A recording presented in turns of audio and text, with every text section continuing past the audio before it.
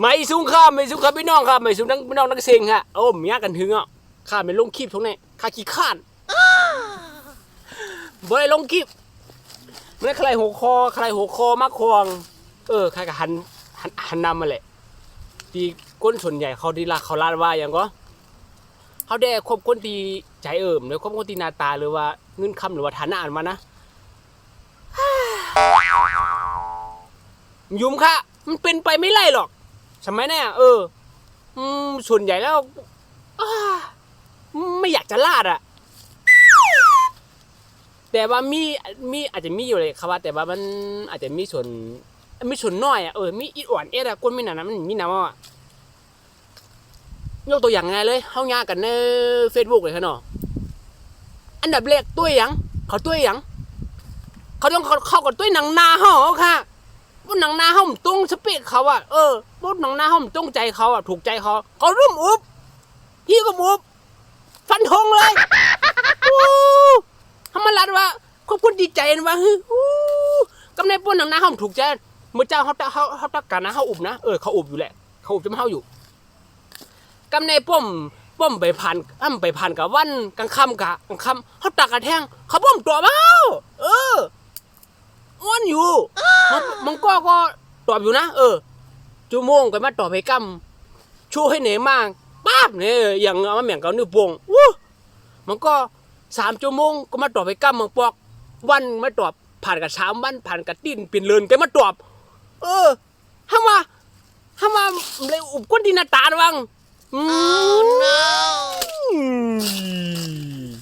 หน้าตาดังหน้าก็ถูกจะเป๊กเมื่อไหร่กามันก็รักกูซื้อกามันสมัยนั้นเป็นความไม่หรอกครับตัวดินตาส่วนใหญ่อะส่วนนั้นอะมันก็ต้องตัวกันอยู่แล้วพอหันพอลองคนดินตาดีถูกใจได้เลยลูกันนะแดงติ้งตองเนี่ยตามขึ้นมาเลยผมถูกใจได้อะโลยิงฉีมันไปเฮียว่าคนหน้าตาจังเฮานะเขาอยากด้วยฮะยุ่มตามด้วยผ่านมาน้ำหนาวน้ำกันน้ำใหม่นะเนี่ยน้ำไก่ลงเนื้อไก่นะว่าช้ำหนาป๊าบเนี่ยมันเกี่ยวกันนะตัวกินเนี่ยตายมันลัดตัวนี้ไปขนาดมาดำมันต้องเสียดองใจมันมึงเขาคนตัวเดียวได้เหมือนแน่ค่ะส่วนมากข่าวว่าอุบแบบเกี่ยวๆเนาะต้องซีเรียสอย่างนั้นค่ะคนเขาพวกมันใจมันก็ใจบ่มใจมันก็ใจของนั่นนะคะมันก็เป็นแล้วแต่มันก็เป็นสิทธิ์ของแต่ละเกาะว่าจะเลือกตัวคุณเจอเนี่ยมันก็สิทธิ์ของเปิ้นคุณเจอคนหน้าตาดีก็สิทธิ์ของเปิ้นหน้าตาดีมันก็มีสิทธิ์เลือกไรก็ชีวิตของเปิ้นเนาะเท่ากับวางคนไรว่ามันเป็นกูกันเต้ๆก็มันเป็นกูกันมันอยู่ไกลมันอยู่ถึงคนละเมืองมันก็พวกมันเป็นกูกันก็ได้ใจแต่พอมันใจต่อเขาคัดเจอแต่ถือพยายามแต่ถือ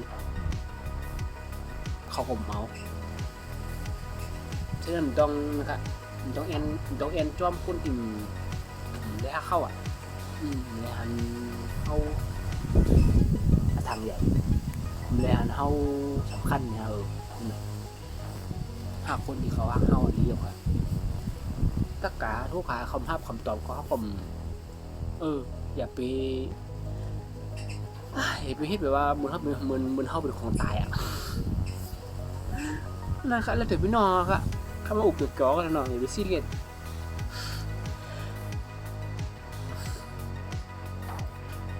ยุ่งค่ะ